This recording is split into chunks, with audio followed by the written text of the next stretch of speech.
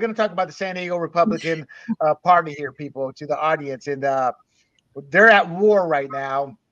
And it's a war that I think should be happening. I got involved in the San Diego Republican Party in 2015. I was seen as all the check marks, a couple of grassroots activists that were well embedded in the party. They would tell me, hey, you have a future, you have this or that, a Latino group. The beginning of the end for me began when the Latino group said, William, you need to think about moving from Valley Center. That way they can groom you, nurture you. And I'm like, are you high? I'm like, I'm not going to move. First of all, I'll sell my house and I won't be able to afford another house. I'm thinking in my head. But, when you voice your opinion, it becomes tough. But when you're a party that is broke or has exponentially lost race after race after race since 2010 and earlier, you're a weak party. So when somebody who is strong, who has no fear and has a platform and comes along, it's easy for them to get in there and take that party over. And I'm not saying that in a good or bad way. I immediately noticed this individual, and we're going to be talking about the war between the party, the San Diego Republican Party, and Carl DeMaio. When I met Carl, and I liked Carl, I'm being fully transparent. I loved him. Why? Because he was like you, Amy, from the grassroots fighter perspective. I mean, you hear him talk, and you're like, yeah, we got somebody who's going to fight. And he was able to rally the grassroots, and he's charismatic, has his personality. But more important, I saw the power of his radio show. I'm like, oh my God, this guy's going to go far. Why? Because at the time, AM radio was still strong in political talk. Podcasts are starting to eclipse that. But at the time in 2015, it was still AM radio. And I saw him build that base up. And then I never asked, but I'm like, man, it seems like Tony Kavarik is in his pocket. It's like a strong ally. They were always together. And then when Paula came around, Tony Kavarik, people to the audience, was the San Diego Republican chair. And then Paula Witzel was his handpicked replacement. And from day one, I thought she was allied with Carl DeMaio. And it turns out I was right, and I want to get your thoughts. My thoughts began formulating when I got actively involved in 2015. Amy, I'm going to save you for this at the with the last. But G and Annette, what are your experiences in terms of the Republican Party, its strengths, its weaknesses? Having somebody who's a strong a grassroots guy, very dominant, and I say that because it doesn't matter what we think of him personally, or what others think of him personally. The guy's a powerhouse. He is, to me, California's strongest conservative activist, good or bad. There's no other activist who brings things to the table like he does. Annette, first you and your thoughts about this, and then we'll go to G. Are you asking me my thoughts about where the Republican Party is at? In San Diego, in terms of an outsider like him, being as a non-party figure, meaning he has no official ties to the party, except like you, I, or Amy. We're Republicans, and that's our party. He doesn't hold a position there, but yet he literally controlled that party, for years. I mean, can G start? I got to think about this for a second. I've been thinking about it, but can I say how I think the Republican Party? Let G start. Yeah, and G, for you, we came up at about the same time. Yeah. No, I went to my first Central Committee meeting right after Romney lost. So it was November or December of 2012. And I met Tony at that time. And there were maybe 30 people in the room. I mean, there weren't a lot of people there. And fast forward 4 years, there was 1,000 people in the room. I mean, there was tremendous growth in activism just by the grassroots, and a lot of that I attribute to Tony's work. And it was almost like a sense of, okay, we're coming together, and that was the year Trump won. So and I believe that we were one of the most successful fundraising local parties in the nation, or maybe that was California. But so no, my experience has been great. I have not been so involved lately because I've been involved in my office that I'm holding, and there's only so much free time that I have to go around. But that's my thoughts right now. I haven't interfaced with Carl much, so I don't have any personal experience with him. G's right, Annette and Amy. I don't know if you two were around back then, but yeah, I remember it was 800. It wasn't quite 800, 900, and they'd hit 1,000 at some of these monthly meetings. But I'll be frank, I did not attribute that to the San Diego Republican Party in its entirety. The Trump movement was everywhere, walkers everywhere. Out of those 800, 900,000, 600 of them were Trump supporters. They were there because of Trump, not because of the party. So I'm not trying to diminish what Tony did as much as that's kind of how I saw it, and I think it's kind of played out that way, you know. So Annette, and if you don't really have heavy thoughts on this, that's fine because you weren't involved back then. I'm just trying to set the table here. No, I mean, no, I really appreciate that and you saying that, because I just got involved in San Diego politics when I ran in 2020, and someone asked me to run, and I said yes, I would. And so in that time, it's been a huge learning curve for me and huge getting to know all of these people, Tony being one of them, who was honestly incredibly great to me and very supportive. I mean, this is a person who barely knew me at all and answered all of my text messages if I would just have a question for him. Sorry about that. And so, but on the, I know it's Clover. What are you gonna do? Clover is like the other member of the show. But what I would like to say though is the party is interesting because they're supportive and then they're not supportive. I guess that's what's weird to me about the party. I think I thought that I would have more support than I have. So there's times when I feel very alone, even though I am, you know, that the Republicans have endorsed me again. However, like maybe I have a couple people that I could really, you know, count on if I needed something. Amy, actually, you're one of them, and we're just getting to know each other because we met. I mean, like I could call you. I do call you. You would answer any text I sent to you as well. But it's a strange, it doesn't feel like a cohesive group to me. I guess I would just say that, William. It doesn't feel like we're really strong together and that we have each other's backs the way you think, the way I would think it would be, that because we're all conservatives and we're all saying that that's, you know, that's what we're trying to put forth for the American people and for our local. Actually, that you said something there that kind of triggered this. So for Amy, Carl has the power to mobilize grassroots people. You see it with the office. You just see it. To me, that was his way in. What's your take on it in terms of? I mean, do you agree or not that he was controlling that party for a while? You know, he is a fake grassroots activist. He is very good at raising money off of old people who give their money to Reform California. And I would just say, what has he done? Name one thing that he's done.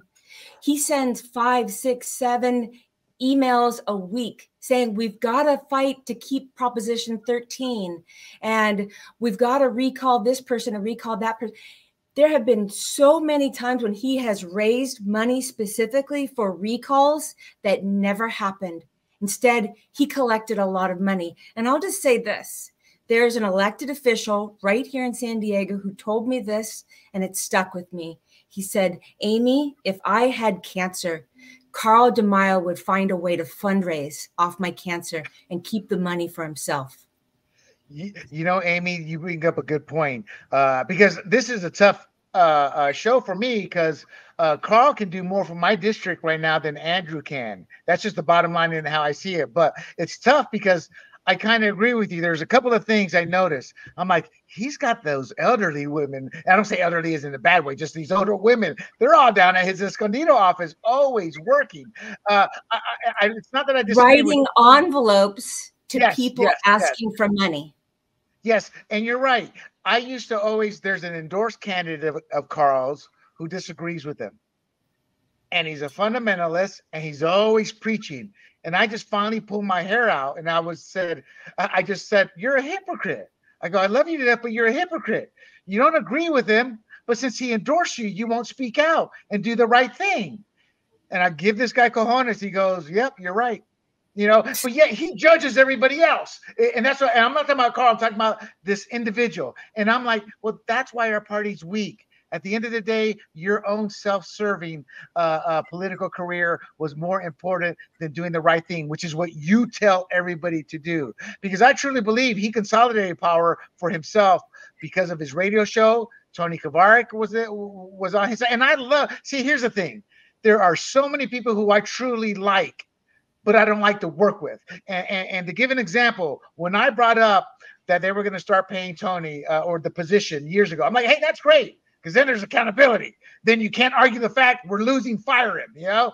And I was everybody. How dare you? How dare you, William? Tony's done this, Tony's done that. And I'm like, I like Tony. I'm looking at the results. We keep losing and losing and losing. And then to this same other conservative, I asked, Carl has won one thing to my knowledge when he recalled the guy from Orange County who 6 months later won that seat back, you know? And I asked him, because I was out of politics, you know, COVID had hit and all this, what's he done since then? The gas tax review, all these things, we lose. So he may be our state's best activist, but we're still losing. And I am hearing all these other things about him. And I asked that guy, well, where's all the money going for Reform California? And his answer was, everybody else has that question too. Go ahead, Amy. Well, so there is an 85-year-old woman. Her name's Joanne. She used to volunteer for Reform California just about every day.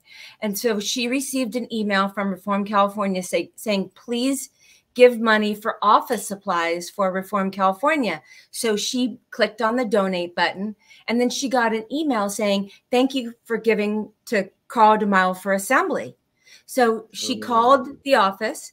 She got a response 3 days later, and this is somebody who used to volunteer every single day in his office, saying, hey, 50% of everything that's going to Reform California is going to Carl DeMaio for assembly.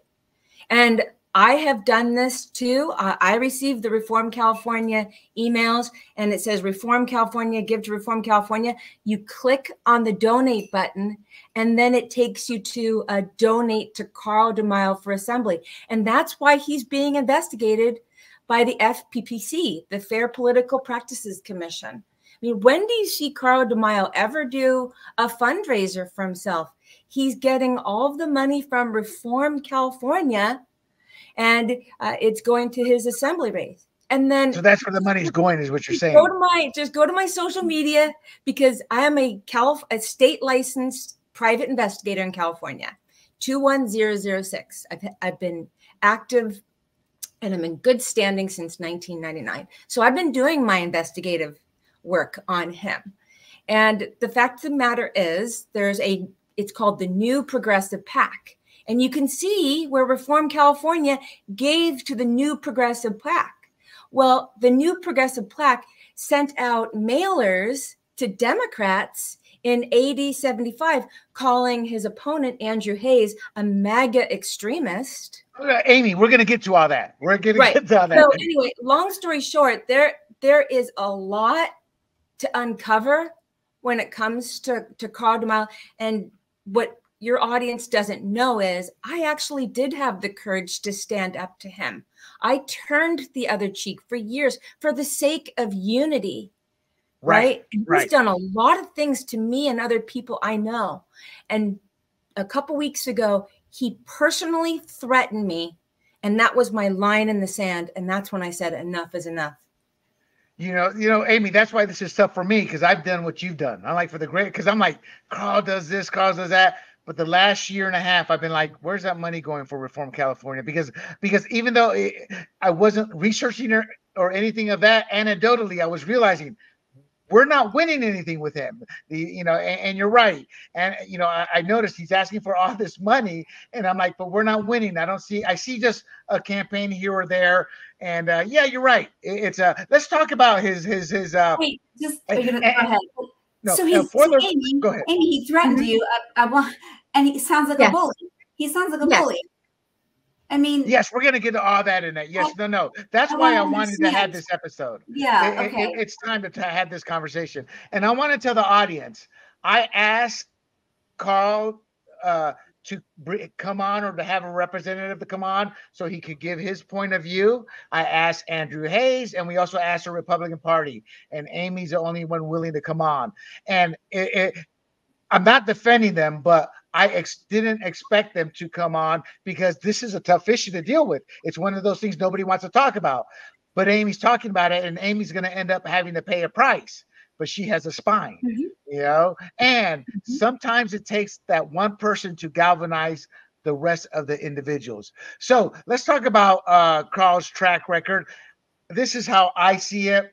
Carl always starts out as a phenomenal campaigner, but then he becomes his own worst enemy and does something and doesn't listen. I always felt he never had a true campaign manager, but a circle of yes people, you know, and I don't know. That's just the impression I got. And the reason I say that is because he was San Diego City Council, got elected for that from 2008 to 2012.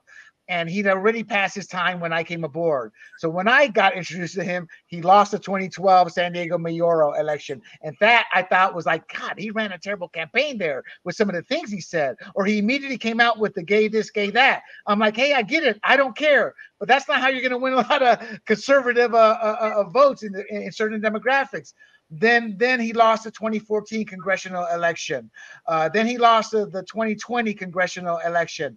And I just came to the belief that, man, this guy just does not know how to campaign. Then he started to run a brilliant 2024 campaign. And like I said, whether we like him or not, that's what I saw. But it wasn't as much that he was running a great campaign as, and I love Andrew Hayes to death. I met him in 2015. I've had coffee with him. He let me interview him. But I'm like, dude, I would have fired your campaign manager after you got shellacked on the primary night because you are and were the endorsed candidate. There's no way you should have gotten shellacked as bad as you did. But I never saw him in Valley Center. But I saw Carl all the time. You know, I always heard from Carl. I always saw Carl's message in front of me. I never saw Andrew. Then they had a debate here. I'm like, where's Andrew? Oh, no, he's up in Sacramento. Then I talked to the person giving that debate. Oh, he could have come down. He just chose not to come down. And I'm like, you're running a terrible campaign. So I think Andrew works full time. He's the district director for. It doesn't matter. It doesn't matter. Carl DeMaio has Reform California, where he's raising all this money. It doesn't matter. He's campaigning 60. I think I don't think it's a fair. It's not fair, but life isn't fair, Amy. Life's not fair. At the end of the day, what I said is how I look at it. So I'm not disputing what you said, but life's not fair. This is politics. This is war in its own way. I think it's illegal. I think what Carl DeMaio is doing is illegal, and he's going to have to face the consequences from the Fair Political Practices Commission. Right. Okay. So real quick, before we get to that, because it's obvious you're passionate, and it's not like I'm defending them. I'm trying to present these facts as a constituencyism and as the reality of politics. Because to your point again, you're right. Andrew works and all that. But at the end of the day, the constituents don't care. They want to see their candidate. And that's the bottom line. And it sucks. You work hard. You don't get to see the fruits of your hard work at times when somebody else comes along who doesn't have the same constraints that you have. G, your thoughts on DeMaio's track record politically with these races, and then in contrast, how he's running this one and having shellacked Andrew in that primary? No, I mean, I think he ran for mayor, lost. He ran for Congress, he lost. I believe twice, right? Or the second time he lost in the primary. So right. I was really tuning in during the ISA battle in the 50th district, right? That's when I started to tune into Carl. And I don't know, he came off as a firebrand, but ISA just came in as the elder statesman, right? So ISA ended up winning the day in the primary and has been our congressman in the 50th for the second term now. So it's not a good track record to lose and lose and lose. And you're supposed to carry with you a trail of, well, he can't seem to win, right? So he did win one, but that was now 16 years ago. So, you know, I think what Amy's saying is be honest and true, right? So I know Andrew Hayes. We worked together on different school board issues. We worked hard with the vaccine thing. I think Annette was with us there saying, you know, liberals in Sacramento, you always say my body, my choice. How come it's not my body, my choice anymore when it comes to vaccines, especially for our kids? So Andrew was at the forefront of that and fought really hard and took a principled stand against that and masking our kids in the early 2022, early of that year. So, okay, yeah, G, real we'll quick, see. hold on, G, Yeah, real quick. yeah. That's great. Nobody here knows about that. You see what I'm trying to say? It's great, but you're talking inside the weeds, and I get that because I'm there with you. But Yeah. the constituents don't either remember that or know about that, and that's what I'm talking about in terms of how to run a campaign. Because we Or should is know that about really that. relevant anymore? Like everyone has COVID fatigue, right? I'm bringing it up, but that's almost a distant memory 2.5 years ago. No, that's So not does COVID fatigue. That's about how he stood up you for the think rights anyone of wants to people. talk about COVID anymore? I don't No, think it's not so. about COVID. It's about how I fought for you. That's what that message is about. And So I COVID's the went to a example. Hayes fundraiser. Annette and I went there. What was it? Wednesday, and he talked about it there, right? So I don't know where he would have a soapbox to talk about it, right? Carl has his microphone on AM 600 every day, but Andrew Hayes doesn't have that. So he goes to different places. I think that's why he couldn't be here tonight. He had a campaign stop in Ramona, I believe it was. So, he is talking about it. He did talk about that on Wednesday night. We were there, we heard it, and so I'm not taking away from Carl. I'm just saying that's why I'm supporting Andrew. But that's just part of the story. You were asking about the races that he's running, and look, whoever wins assembly, they're going to be 1 out of 19, right? There's super minority.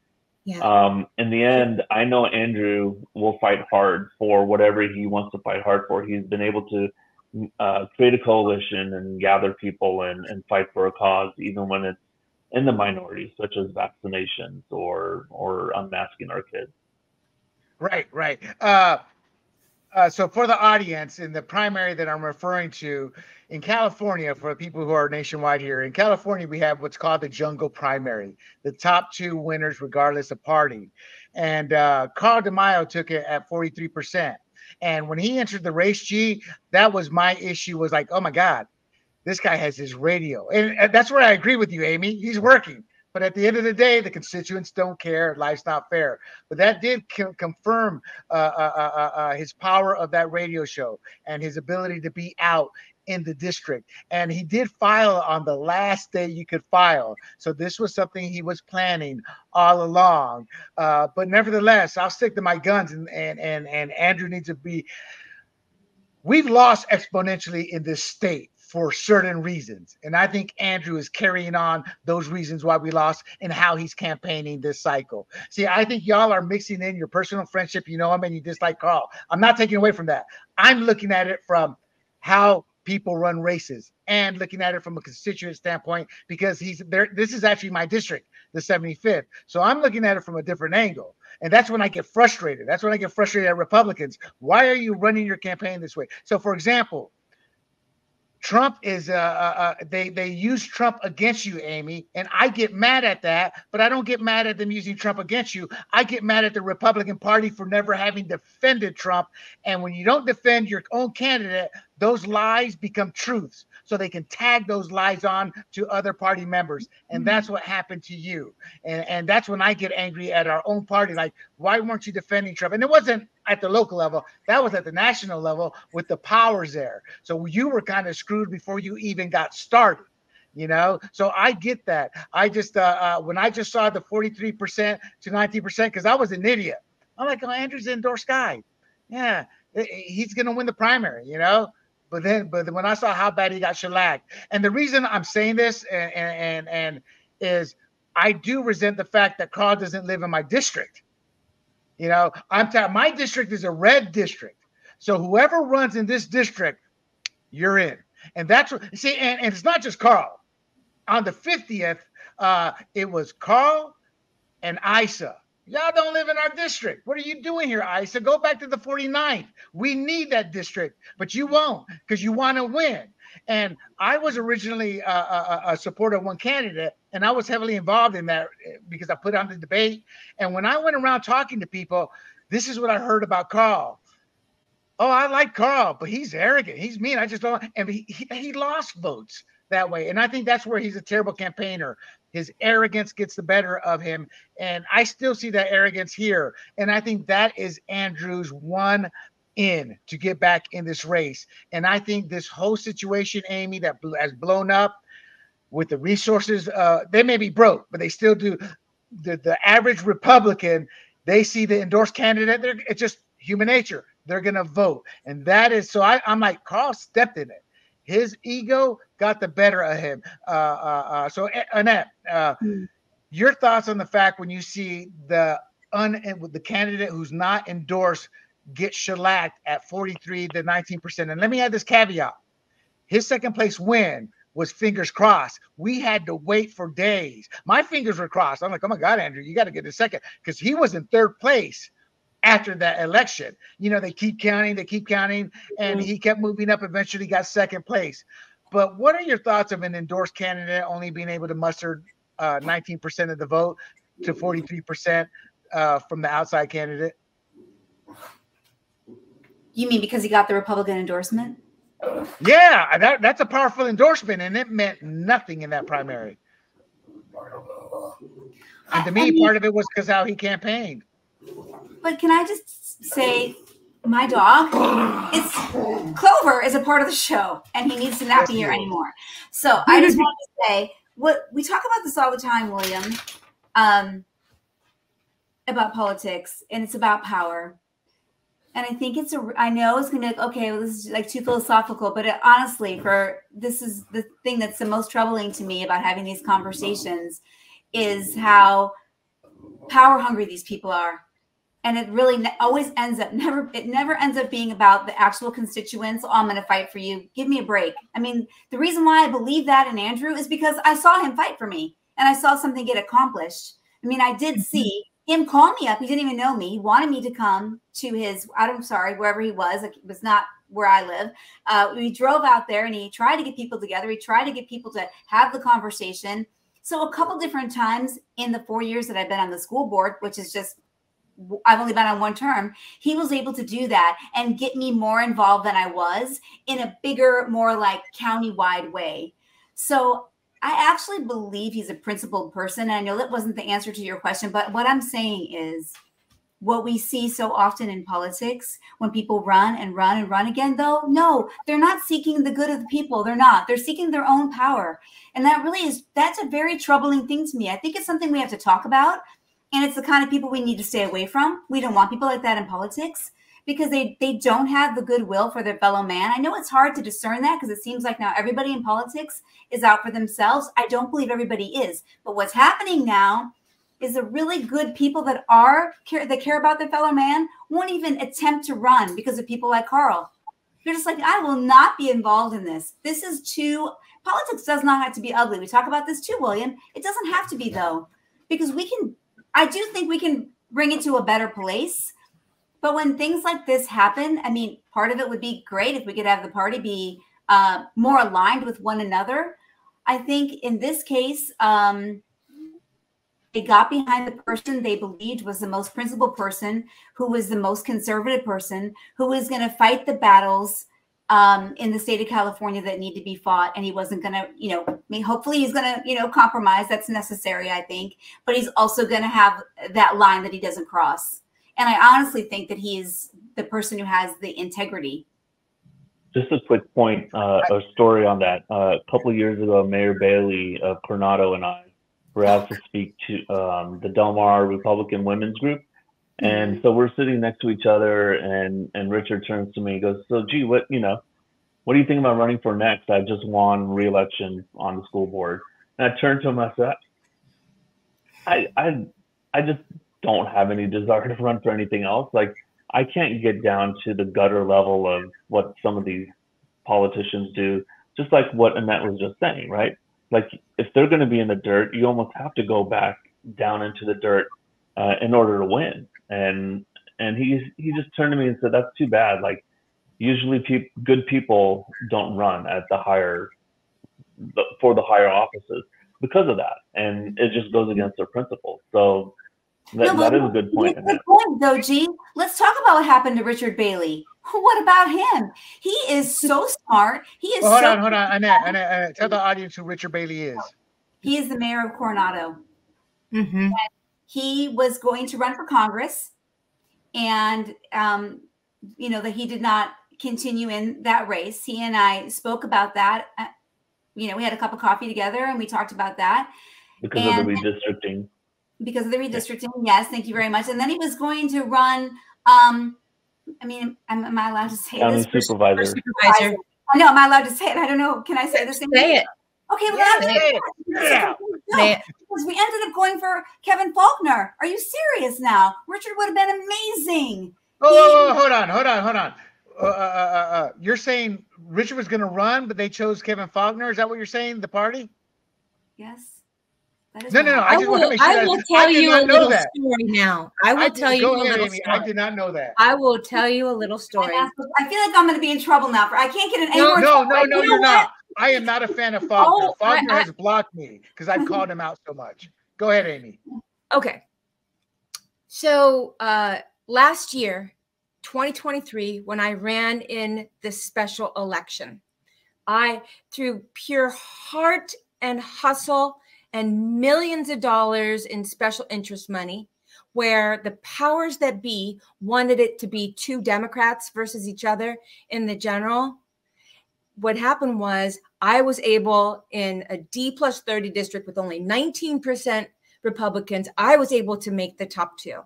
I received a phone call after the primary. Now, keep in mind, I still have, 3 months left until the general in this special election. And the call is from Carl DeMaio.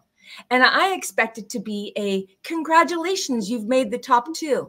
Instead, he said, Amy, I think you'll make a great La Mesa City Councilwoman.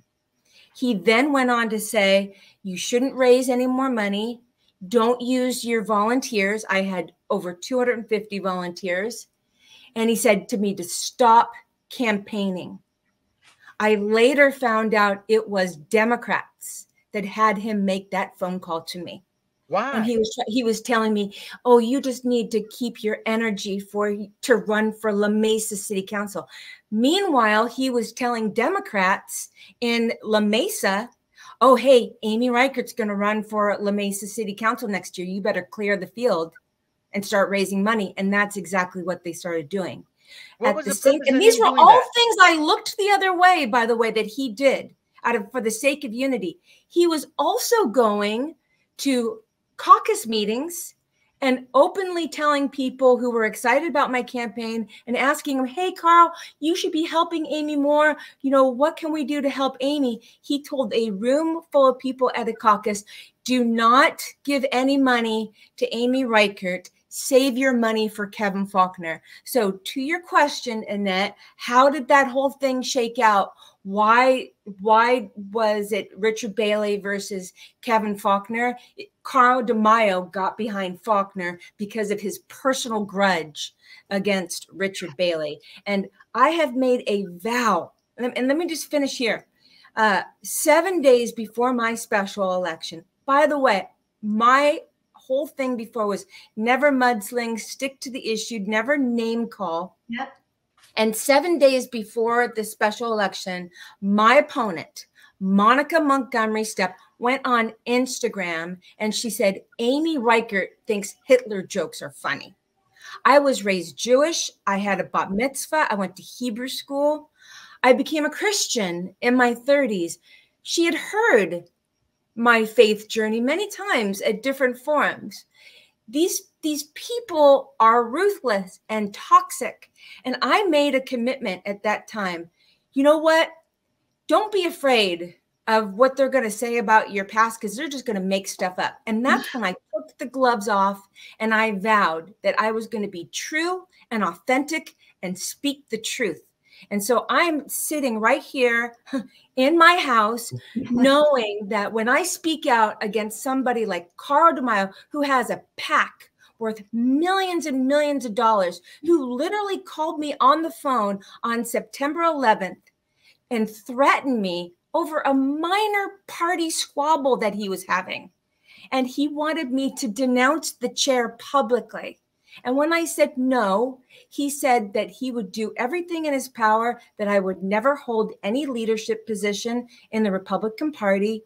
And then he said, oh, 2 years from now, if you want to run for something, I'm not going to endorse you on my voter guide. And I'm going to make sure, Amy, that you never hold an elected position ever again. I'm going to leave it to your imagination what the next few words out of my mouth were to him.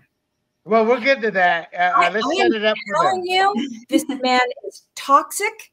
And the reason why I spoke up for it is I am fighting for the heart and soul of the San Diego Republican Party to bring it back to life, because the heart and soul of this party is not the toxic Carl DeMaio, who's done nothing but badmouth and just suck the party dry with his drama. Boom. Gotcha. We're going to get into that too deep. I want to set it up for the audience in terms of how we got to this. Real quick on Annette, I'd love to believe what you say. That's not how politics works. G, I don't know if he'll represent us at the end of the day. Andrew, and I'm looking at it as an outsider, meaning as a constituent, as somebody who was actually involved. I ran for my little office planning group here. I saw politics. I'm not like a professional, but I've seen enough to understand how this works. My concern with Andrew is, will he show up when we need him, or will he vote party line? Nice guy. I like him. History in this party, whether San Diego or in California, they will acquiesce to what the state party wants him. And people try to tell me, William, the chair, they're not tied, and say, yeah, they are. Don't try to tell me a technicality. It's all tied together. Politics is ugly. What got me gravitating to Carl and what got me gravitating to Amy is they were both grassroots fighters. Now, I'm not talking about the core of their people, of what they are, because Amy, we're going to get to that part. And that's why I guess I'll say it. It's going to cost me here, but I was a Carl DeMaio supporter for the 50th. I ended up not voting for him because I saw a lot of what you said. And I said, and my take is, I want somebody who's going to represent the district. But the truth of the matter, in that 50th race, Brian Jones was the best candidate, and he lived in the district. There was no way in hell it's like it was a wasted vote. He just did not have the support, wasn't charismatic enough, and the party was not doing enough for him, the actual conservative who lived in the district, because of Carl and Daryl. They had their supporters within the party. So Brian Jones was an odd man out, and that race boiled down to Carl and Daryl, and they both hated each other, and it made for good drama. But my whole point is, it was fixed. Brian Jones never had a chance, and when I looked at that field, that was the best conservative out of all three of them, and I liked them all because I'm able to separate the person. But then I got to know Carl a bit more, and I didn't like the tactics. Because I believe you fight hard with the truth. Because I'm like, you fight as hard as a Democrat, but if you use the truth, that's even more devastating, So I don't, and we're going to get to the hangers. And Amy, I know you got some choice words about that. When I found that out, I had two thoughts real quick. It's like, you don't do that. But then my second thought was, y'all should have known. If I had been Andrew's campaign consultant, dude, I mean, not that specifically, but we can expect something like that from him, and we got to be prepared. And that's why to you, Annette, I'm like, politics is dirty. You better have a damn campaign manager that knows what's going to happen and be able to counter it. And to Amy, you're right. He's working. Life's not fair. So we knew, or rather, Andrew Hayes' campaign should have known what he was facing. So when Carl entered, I cringed because I'm like, oh, Andrew, good guy, get this. And I cringed because, one, he was an outsider coming into my district, but I knew the power behind him, the power of that radio show, the power of his Grassroots Reform California. It doesn't matter how it does matter how he got those people, but it doesn't matter because at the end of the day, he's got the machine working. It's like the Democrats. Go ahead, Jim. So should we go through this? I mean, we've been talking about it, okay. But we got to get to that story so that the audience can understand the risk, right? Right. Yeah. So real quick, so what happened to the audience is Carl DeMaio destroyed Andrew Hayes in the primary. And I don't say that in a mean way. That's a factual way. It was 43% to Andrew's 18.6%. And what that did is that set the table up for Carl to take greater control, because I shellacked him and I wasn't even the endorsed candidate. So what happened was Carl was like, I would need to be the endorsed candidate. And I got angry because Andrew was the endorsed candidate, and tradition sets they endorse a candidate. It's not just through the primary, it's through the general. And then these little rules came out. Well, it's not official for the general. And Carl used that to make a power play. He had, in my opinion, and you three can correct me if I'm wrong, in my opinion, he had Paula Witzel in his back pocket, and he had Tony Kavarik's support, to make this happen. So what happened was there had to be a negotiation for peace, because Carl was pushing, Carl was making waves. So they negotiated for peace. And initially, Corey Gustafson, who was not the chair of the party, but just a member of the committee, was representing Carl's interests. That's why I was so shocked at what happened later. And they had a negotiation to the audience. DeMaio agreed not to seek the party's endorsement or support non-endorsed candidates. And Amy, you know this better than I do.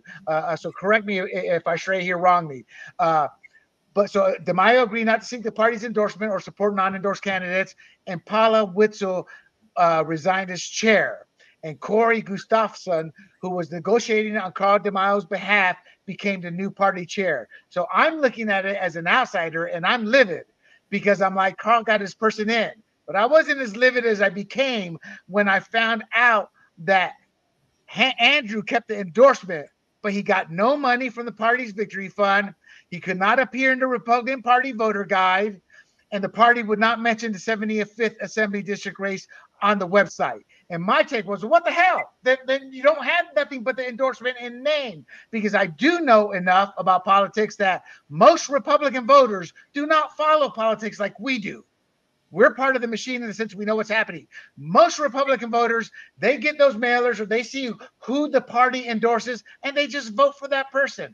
That's sad, but true. So when I saw that Andrew could not get any of that stuff, I'm like, well, then he's got the endorsement by name. And to me, that was a DeMaio victory. So my question to you guys before we move on to the next section is, given that Hayes lost access to significant and this was significant and financial promotional resources typically afforded to the endorsed candidate, which includes party funds, mailers, the voter guide, those are strategic advantages.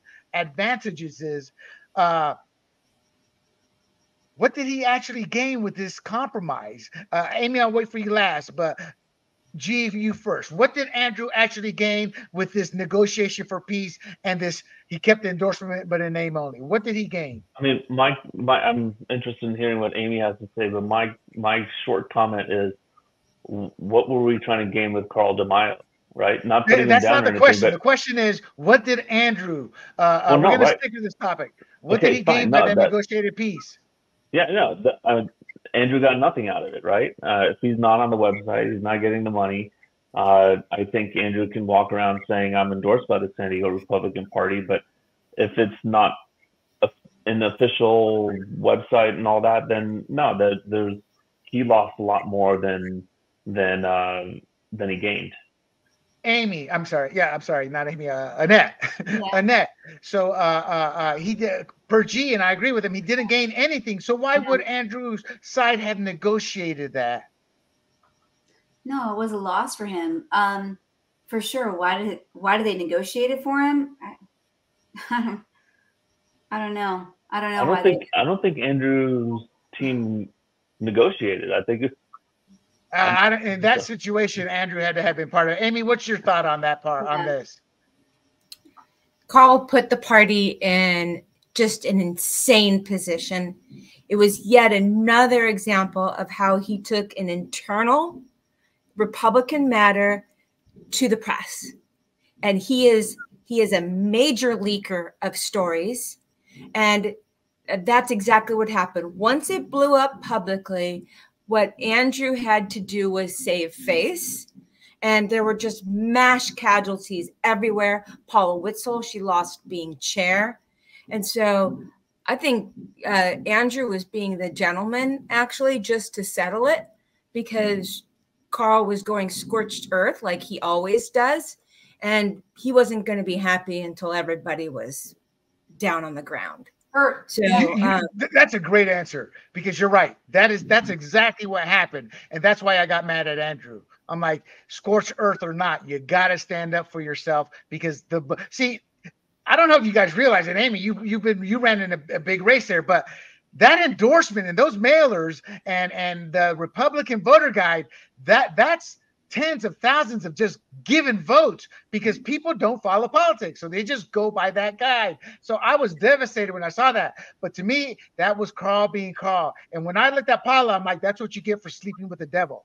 William, though, what are you saying? Because you're saying that Andrew shouldn't take the high road? Yes, he should have fought. He should have gotten in the trenches and fought for his life, because status quo remains as it is. I mean, it changed. It completely changed. We're going to get into that next. But had this status quo remained in place, Andrew has no shot at winning this race. That's how important that voter guide from the Republican Party is. And people, we may disagree on that, but that's one of the most important aspects of being a registered Republican. You get that voter guide. I don't have time to go listen to the candidates. I'm working. I got a family. I got kids. Who do the Republicans say to vote for? Oh, they say to vote for Andrew Hayes. Boom, I'll vote for him. With that gone, I thought the race was lost. That's why I got so angry at Andrew. It's like, you got to fight. Even if you lose that fight, you got to fight. But what I said, Carl always starts out strong and kind of screws himself. And that's where we get to our present state. So after becoming chair, and I credit Corey Gustafson. I don't know him, but he was Carl's representative. So I assume he was in Carl's back pocket. So when I saw this, I was like, I got hope in the party again.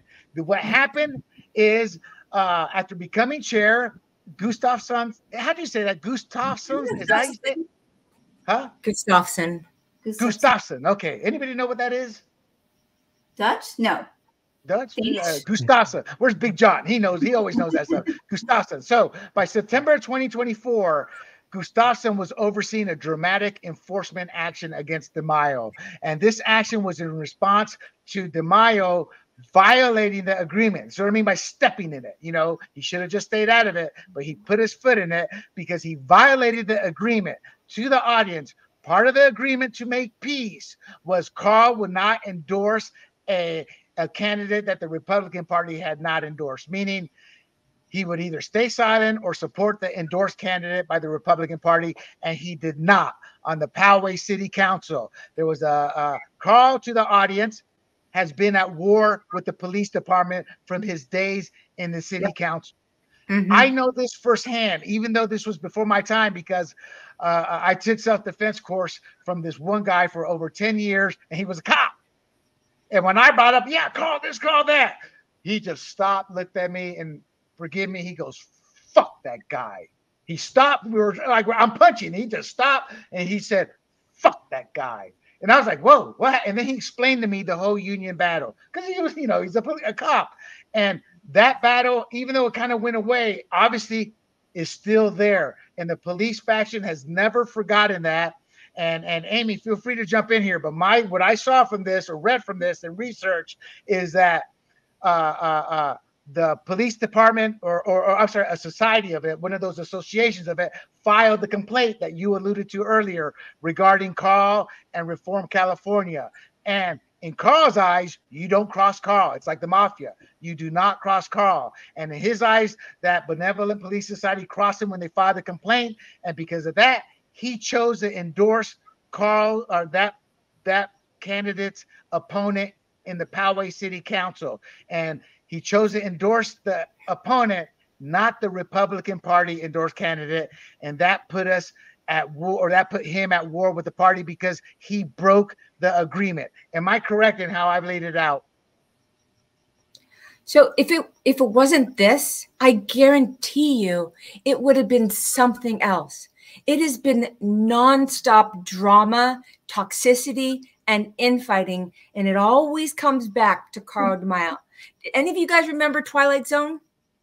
Like growing up watching the reruns? Yep. Yep. Remember that? Oh yeah. I'm thinking Remember that episode where the adults, they're sitting in a living room and there's a boy, and this boy, if you say anything wrong to this boy, that that the world is not shiny and bright, right? The adult gets banished to a cornfield and turned into a jack-in-a-box. Do you remember that episode? Yes. What's that? Yeah, well, all the adults are walking on eggshells. That is what it's like with Carl DeMaio. And I just but Amy, this setup though, this is kind of what happened. This is what brought us to this point, right? But it was gonna be something. Yes. Oh no, I get that. That's how this is what brought it. This latest thing started. And so and I'm just gonna share how I was not even involved in this at all. So okay, that's news. I was not even involved in the slightest. So remember the presidential debate night? September 10th.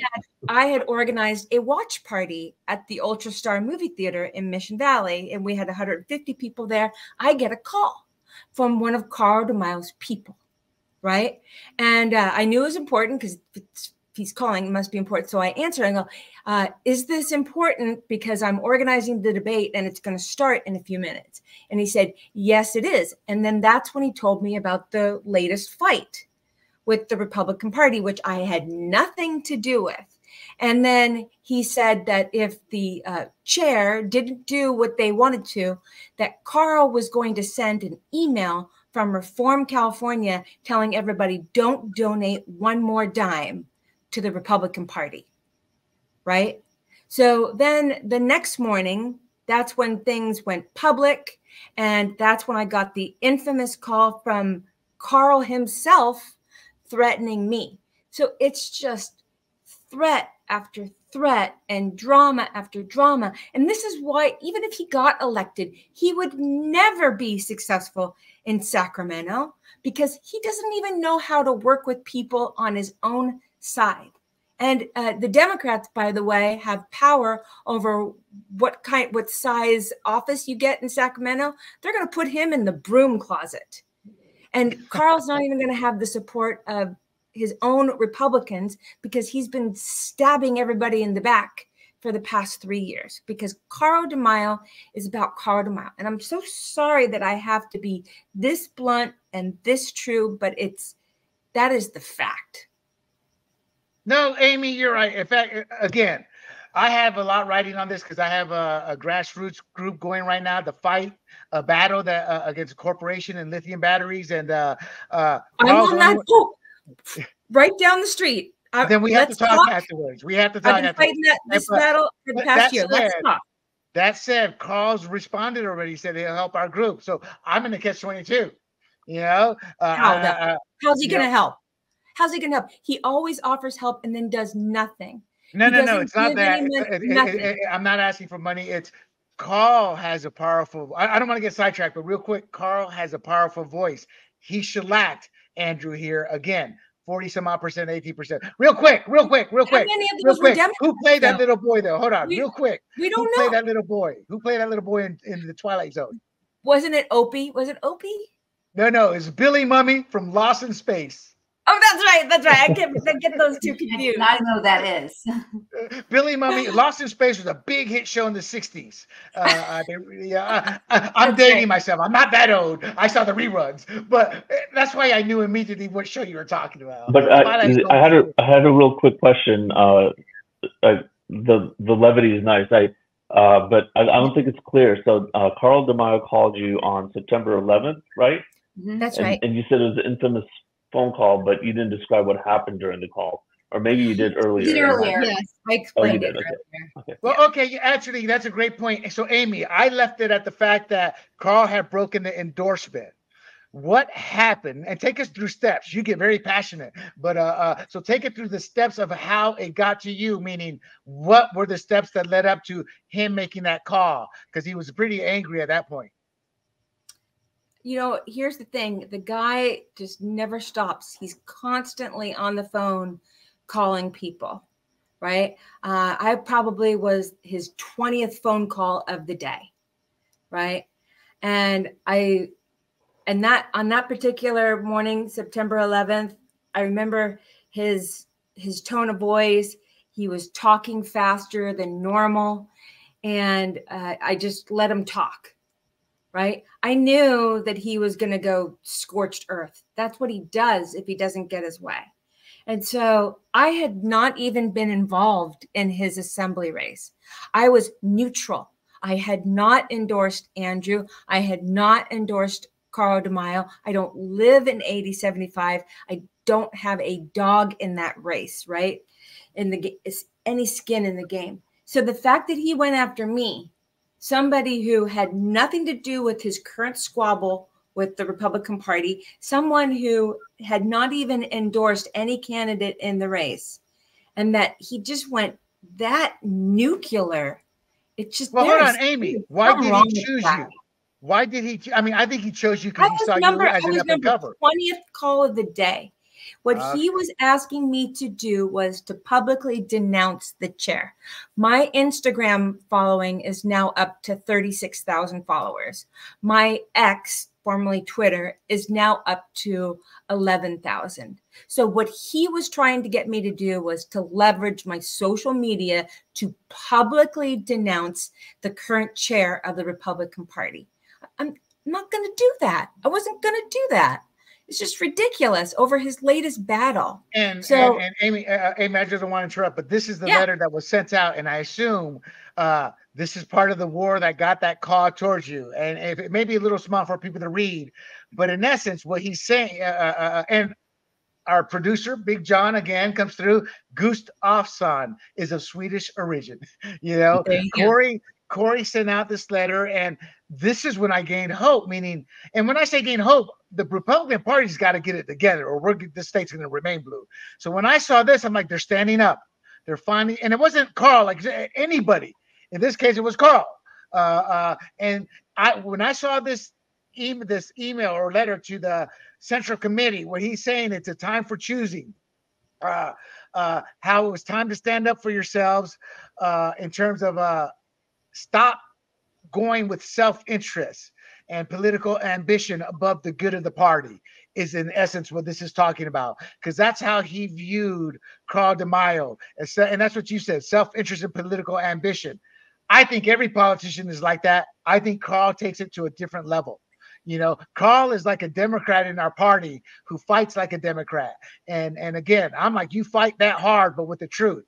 And I think him calling you, Amy, was him trying to leverage his power over you. Like, she's an up-and-comer. She needs me more than I need her. And I don't think he was counting on your fortitude to go F off. I mean, I know what you're going to say, but I'm going to ask it so the audience hears it from you. That's why you kind of stood up. You're like, no, I'm not that person. I am for not my self-interest, but for the greater good of the party and for the greater good of the constituent. Am I correct in that assessment?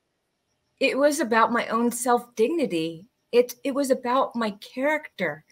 He was using his voter guide over my head and some possible political future. And I love what G said earlier. It's like, no, like G was saying, is his character, his integrity is not worth sacrificing for political gain. And that's how I feel at the end of the day. Nothing is worth sacrificing my integrity. And so when he threatened me in that manner, that was like, no. I know, right? I prayed about this, if I should come forward or not. And I am someone of faith. I'm a Christian, and I got God's peace after I prayed. But I also knew that I was going to be accepting the consequences of my decision, and that Carl DeMaio, being the toxic bully that he is, and many people have compared him to Nathan Fletcher, just being the flip side of him, that I would be facing standing up to him and saying what happened to me for the next couple decades. This is somebody who has carried minor grudges against people supposedly in his own tent in the Republican Party for decades. No, yes, that's true. right? That's absolutely true. Look at Carl DeMaio's recent voter guide. I think he sent an email today. Look at he's saying that he doesn't have enough money for postage, and so he's begging for money to be able to send it out. So you look at the voter recommendations. In the case of Joel Anderson's race, where he's running against Gina Jacobs, who, by the way, is a DEI equity officer for the Port of San Diego and a Democrat. It says under Joel Anderson's race, still vetting candidates. So he's not endorsing Joel Anderson over some grudge he's had with Joel Anderson, right? Guys, a favor. When you talk about a candidate, say what race, only because we're inside the weeds. Supervisor District 2. There you go. Joel Anderson is currently supervisor, county board of supervisor, District 2. He's running for re-election against Gina Jacobs. So that's the person. No, I saw the voter guide. And I was like, which candidate was he referring to? Really? Yeah. Really, Carl? You're vetting Joel Anderson, a Republican, the incumbent, against Gina Jacobs, a nobody who's a Democrat and a DEI equity officer? No, this is about petty grudges and power. When you look at Bill Wells' race, he's running for Congress against Sarah Jacobs. He won't endorse Bill Wells. In fact, why is that? I was going to ask you that. Why is that? He's got a long-standing grudge against Bill Wells, too. And Bill Wells is a constitutionalist. He's been a strong, popular mayor, conservative in El Cajon. But again, it all comes back to his Carl DeMaio and his petty grudges, right? So his voter guide is just a pack of lies and a way for him to raise money and to hold it over people's heads. He thought he could put his voter guide over my head. And I'll tell you what, I've said this before, I'll say it again. I will die standing before I will ever die on my knees with Carl DeMaio's stupid voter guide over my head. That's for sure. You know, I feel like you guys are you have daggers in your eyes when I talk, because I'm not defending Carl. I try to present it. You may be right, but the reality of it is that voter guide. I don't mind. I understand. But that voter guide is very powerful. That's why he can use it that way. He has a lot of followers. You know, early on, I don't go to voter guides now. I do my own research, but I'm not going to lie. There was only one voter guide I trusted, and that was Carl's, because of that good. So my point to you guys is, you're saying how he uses it for power, and I agree, because he should have endorsed Bill Wells, and he should. And I'm not as big a Joel Anderson fan as I used to be, but that's a no-brainer. You have to endorse him. So my point to you guys is, it's a powerful guide, and there are a lot of good endorsed candidates on there, but he abuses it by using it as he's weaponized it. He's weaponized his and because Bill Wells, I'm like, we're in a race for Congress, you know. And on a side note, one of my issues with Carl is that, again, I've been hammering on Andrew Hayes, and I won't back down. But here's what I will say about that. What I like about Andrew is, I know when he's going to Sacramento, he's going there as a state assembly person. I fear that when Carl goes there, I got another 2 years here before I can run for Congress. That's what I see there with that. And he's going to run for Congress after Isa retires, and that kind of bugs me, because he doesn't live in my district. So there's a lot of things there. But when I present to you guys, I try to present the reality. He's a powerful figure, and that male guy, that voter guide. But let's stay on the voter guide and digress from it, but stay related to the power that Carl has with these printed materials. And I did not know about this until less than a week ago. And that's his tactics have also raised eyebrows, particularly his use of progressive messaging on issues like abortion rights. I look at these voter guides and I'm like, they're a dime a dozen. And I'm like, oh, this progressive California voter guide is just another Democrat voter guide, until I started doing my research. And it turns out this progressive California voter guide is not a progressive California voter guide. It's a reform California voter guide. And it's a door hanger that says Andrew Hayes is a Make America Great Again extremist. See, to me, this is now crossing the line. I say you fight dirty like a Democrat, but you fight with the truth. This is a blatant lie. Andrew Hayes is not a Make America Great Again. extremist. You know, and for him to say that and then to turn around and tell an audience as he's speaking, oh, I'm a Trump supporter. Well, doesn't that make you a Make America Great Again extremist?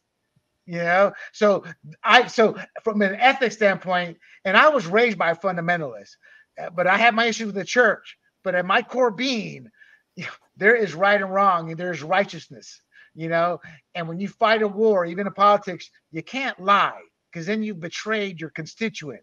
Because if you're going to lie to your constituent, and this is a form of lying to constituents, then you can never be trusted. And so to break down the numbers, DeMaio's various committees gave $95,000 to this. The slate, it was a slate mailer, I guess, that went out to voters calling on them to defend choice. So what he's doing is he's reaching out to Democrat voters in my district and saying, this guy is against you. Now, you guys are going to hate me, but my take is, Carl, you're a pro-choice guy. You should have just come out here yourself and said it, but you had to hide behind it and use a different tactic that that destroys the Republican Party. You know what I'm saying is you're helping to destroy the Republican Party. Why not just come out and say, like Gunderson, Matt Gunderson, I'm pro-choice. You know, he said it in a commercial on a football game, millions of viewers. Carl won't do that. You know, when I did my research, I realized he hems and haws on his, he's pro-choice, but depending what election and what the winds are, he hems and haws on how he responds to the abortion question. And he's to be proud, and he's not. So that kind of bothered me. DeMaio's campaign for assembly paid $15,000 for the mailer. Reform California paid the $80,000. Before y'all comment, let me get this image up.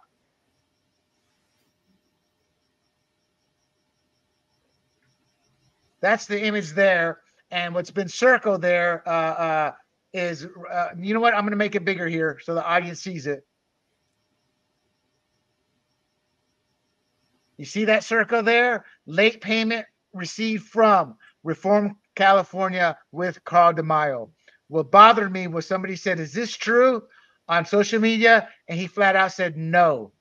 Yet here's the proof. This is the information that this is the legal crap. You know, this is what you always hear the media say this, and when they're under oath, they say the actual truth. This is the truth here. Amy, I want to save your comment for last. G, what do you think of a mailer like this that paints Carl's opponent as a Make America Great Again extremist? It's supposedly from a Democrat group. In reality, the proof here shows that it's from Reform California. Your thoughts on that type of campaign tactic?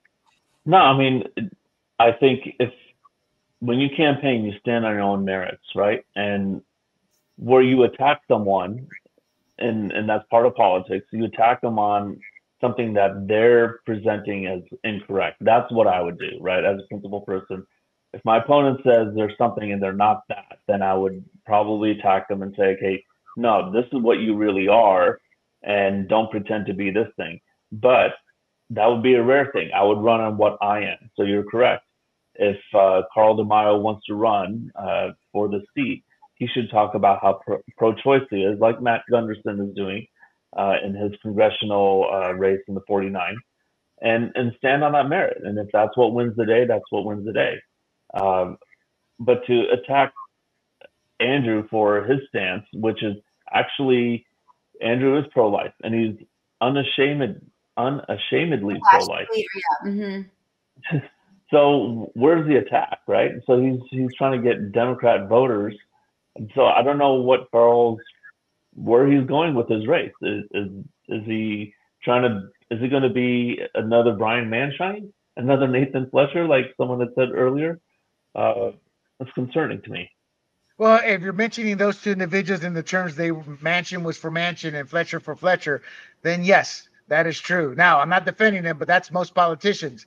But he took it to a level that is unworthy of any politician running. This is a Democrat tactic.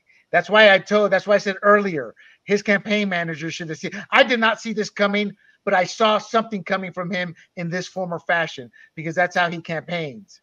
So to see it like this, though, was even a shocker for me. Annette, your thoughts? Well, and Annette, I know you probably have some thing, thoughts on it. Just one thing real quick. You see that email address right there, right? And yes. Who is April Bowling? Why is that name familiar? Well, I just Googled it, and it's a taxpayer watchdog San Diegan, part of Progressive California Voter Guide. So that's a little confusing. I think a taxpayer watchdog is usually conservative. So yeah, I saw that. I thought you knew her personally. No.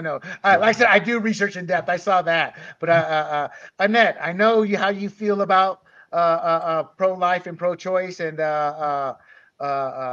you're like Amy, and that's like our white knight in terms of how she looks at life, and we need that. So, what are your thoughts on that when you see this? I'm disappointed a little bit in you, William, because you probably didn't even realize it, but a little bit earlier, maybe half an hour ago, you said, you know, and you just said it again, like this is sort of what you expect from politicians, right? Like what do they do? They're power hungry, or they are dishonest. But really, now you're saying you do have an expectation for them to have some integrity.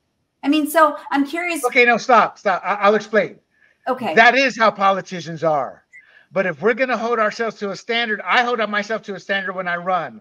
And the people who are part of our local party circle of politics, I expect them to hold themselves to that standard. So I expect this from Democrats. I know Republicans have it in them to be like that. I just don't expect it. So when I say I'm disappointed in this person, that person, it's because it's like Kevin Faulkner. I got so angry because I'm like, you're lying about the homeless situation. You bust them out of your city limits, and then you're claiming you solved it for San Diego. No, that's not true. So yes, I do. I expect this, but for the politicians I want to support, I want them to be more like me. So when I saw all of this from Carl and I started learning about it, when I started doing the 50th, I was crushed because I'm like, Carl's a fighter, Carl's this, and then I saw this. But I also accept people, and I put myself in certain positions. Like, it bums me out because Carl's willing to help with this lithium battle. But what's going to happen now? Because Carl holds grudges. What's going to happen now when he sees me talking like this? So, and because of Amy, I'm talking like this. This to me crossed the line. And I would respond to you, Annette. This is why I love you to death. It's your naivety. I love that. You're like pure in that sense. You're pure in that sense, but it's a naivety. What I say is truth in that sense.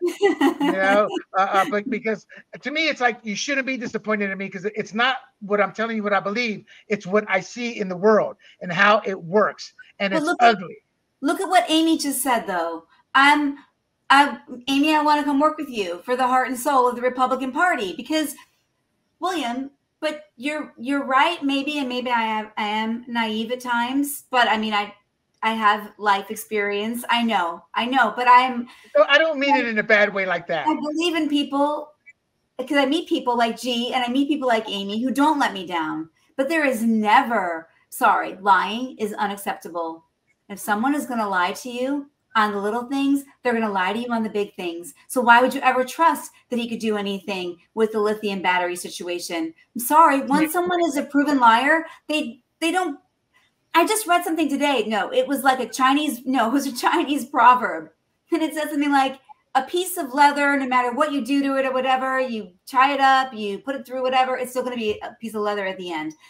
These things don't change. So there are certain things I'm starting to believe or certain characteristics in people, unless there was some sort of internal revelation, a come to Jesus moment, that is probably true of his characteristic and will probably maintain and be the same, and someone who really cannot be trusted. So yeah, I mean, he's not going to help. I mean, that's just like, that's air. Those are just words. There's nothing behind it because he's proven himself to be a dishonest man. So to answer your question, one of the biggest issues I have is with conservatives and how they treat fundamentalists when it comes to the pro-life conversation. They flat out lie. I'm going to do this. I'm going to do that. And they don't. Right. That includes some of the ones we've talked about. So I view it as they all lie. It's what can I? So right now I'm representing a group that needs something. If this person can help, I'll take it because for me, I'm 57. I'm closer to death. I don't view it as it's for me. It's these kids, the Escondido, the toxic fumes with the lithium fire there in Otay Mesa, here in Valley Center. So whatever politician can come and help and get that message out in that battle, I'll take it, even if it's a sliver, because I'm a marketer and I can use that. That's what I'm good at. So, and the reason I say that, that's one example. Then I get infuriated because I believe there's a way to fight and win back the abortion battle.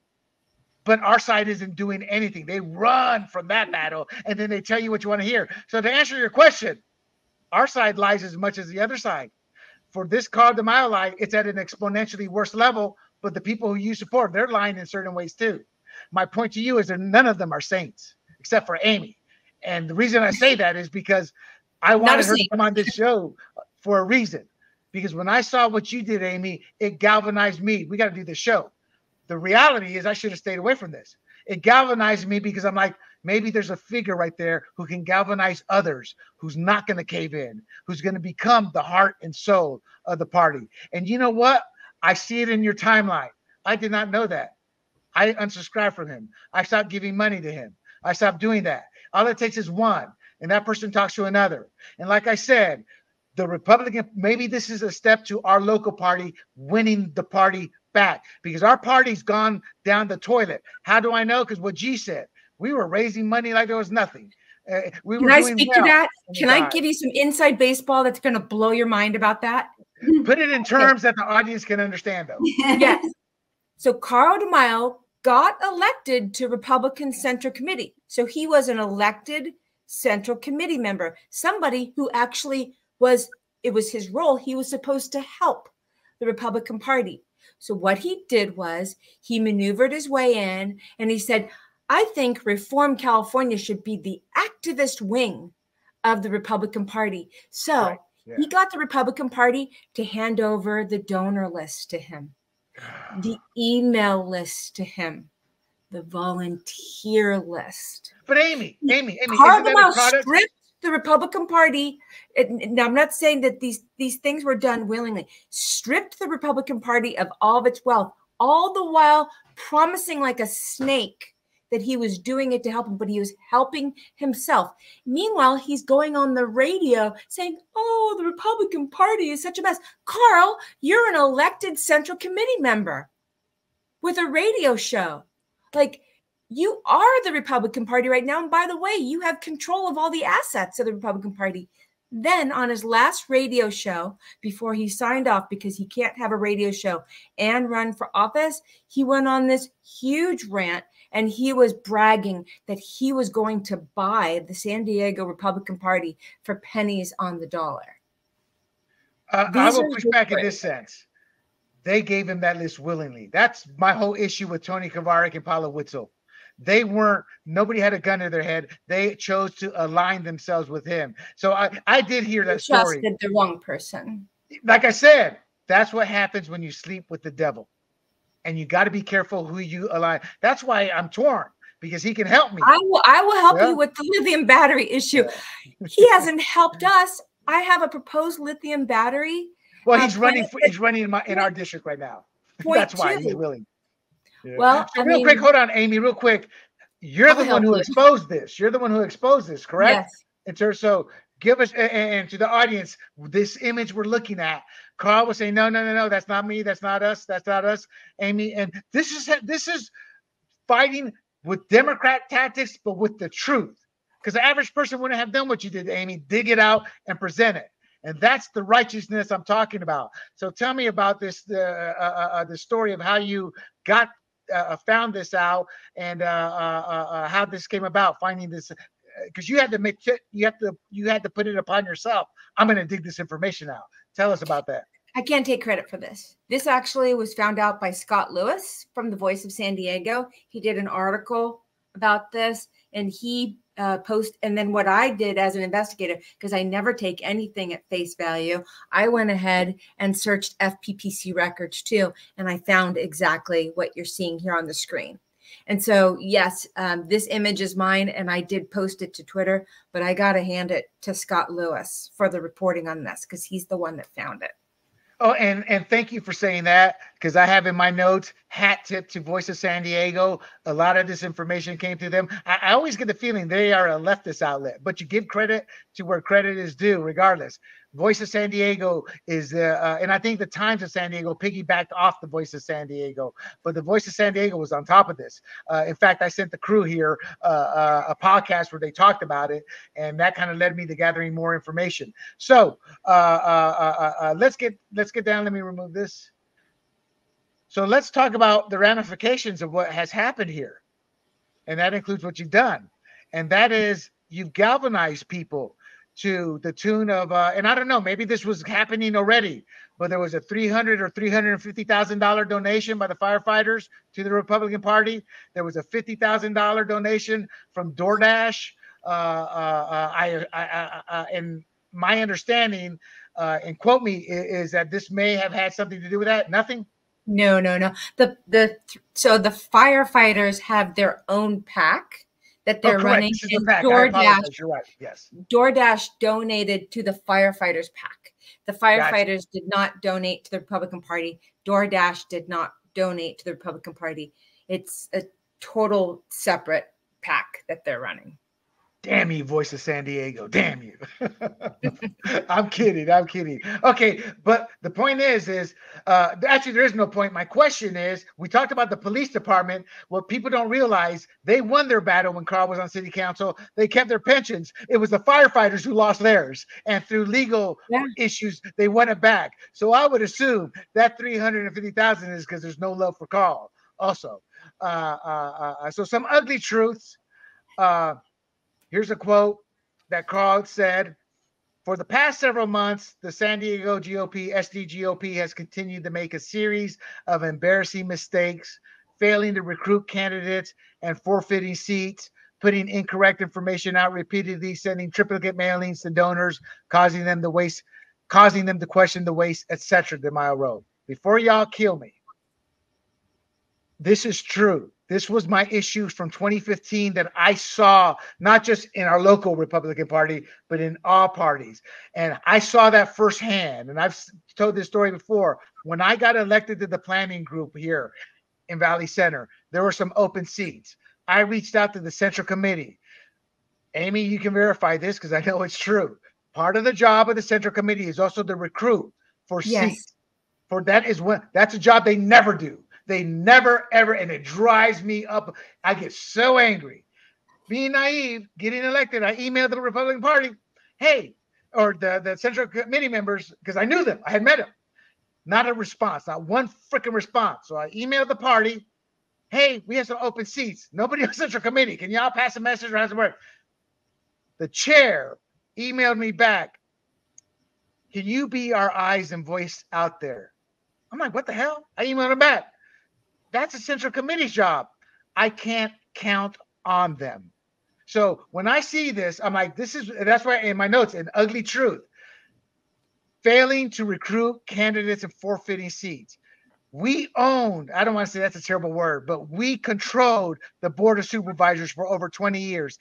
They saw this shifting demographic change and they did absolutely nothing. So when I say I get mad at the Republican Party, these are the reasons why. I believe this is how Carl was able to build the grassroots. Like I said, wrong or right in the methods he used. It doesn't matter though. It worked. I saw an ad for his congressional campaign. He frames himself as the outsider, right? Fighting against like the swamp of the Republican Party. Meanwhile, he was a sitting Central Committee member, right? With enormous influence over the party. Because remember, he had control of all the assets. So he is as much responsible as a Central Committee member elected to recruit candidates. So he's criticizing himself. And by the way, you're right. When I ran against, let me just say this, I ran against Nathan Fletcher in 2022, right? 2 days before the filing date ended, Carl DeMaio inserted a Democrat to run, Sadiqa Hooker. He then fundraised off something called Defeat Nathan Fletcher. He raised an exorbitant amount of money and he did mailers for her. The Democrat did nothing to support me in that race, right? And then when I made the top 2 in the primary, I got zero support from him. But he's the one that raised money for the Defeat Nathan Fletcher PAC. So I'm just going to ask it openly. What'd you do with that money, Carl? And why were you supporting a Democrat? I think you guys are misunderstanding me. I'm laying it out in terms of the situation that Carl took advantage And of. I'm talking about an elected Central Committee member who was engaging in those tactics while also simultaneously criticizing. There's plenty of mistakes Reform California has done too. In fact, today Amy, I got two emails. emails. I get that. One Amy, saying they don't have enough money for the Reform California voter guide, and then another email claiming that Carl DeMaio has $1.5 million cash on hand for his assembly race. So which one is it, Carl of Reform California? Are you broke, or do you have tons of cash on hand? So just what I'm trying to say is question the source. This is the guy that is spewing all these things to cause division and strife. I mean, I'm just going to tell you, people make mistakes. People are not perfect. Carl is the one who chose to take those mistakes and make them public. So while he was a sitting Central Committee, Amy, I'm living this I'm living this nightmare. Thank you but this is the divide and conquer. It's working. How do you stop someone like this? How do you stop someone like this? You stop. Well, okay. G, you want to because Amy, I have to respond to you, not to argue with you as much as you guys just do not understand. No, don't be sorry. It's fine. This is a show for all four of us. It's just turning out me and Amy are doing a lot of the talking. I mean, I just think back, and I forgot what year it was, but Phil Graham was running for assembly. I forgot what the number was, but it was taking over for Rocky Chavez, right? Remember that? 2010, right? Like 2010, right around there. 2014, maybe. I don't remember exactly, but Tony Carvara kept saying we need to work as a team. All the other Republicans need to drop out when the party endorses someone because we're already at a disadvantage by virtue of being in California. The other Republicans didn't drop out. In fact, one of the Republicans did a hit piece, a lie against Phil Graham.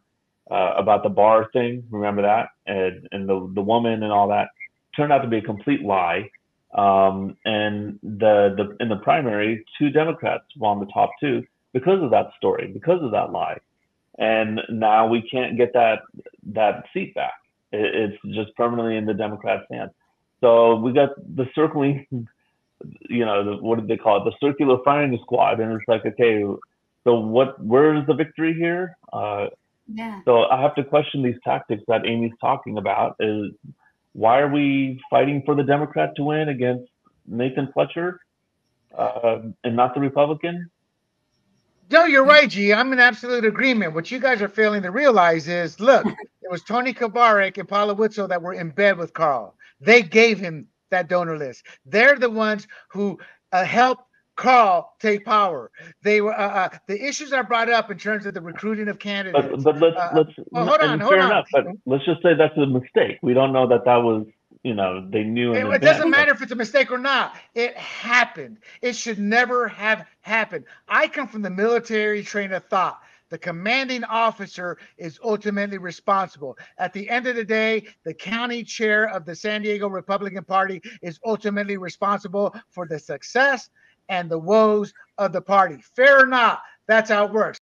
Hey everybody, this is Big John from Grumblings Media, and I just want to say thank you for watching our content. If you want to support our efforts here at Grumblings Media, just smash the subscribe button right here, totally free, or just go ahead and consume more of our great content. Click either one of these 2 boxes.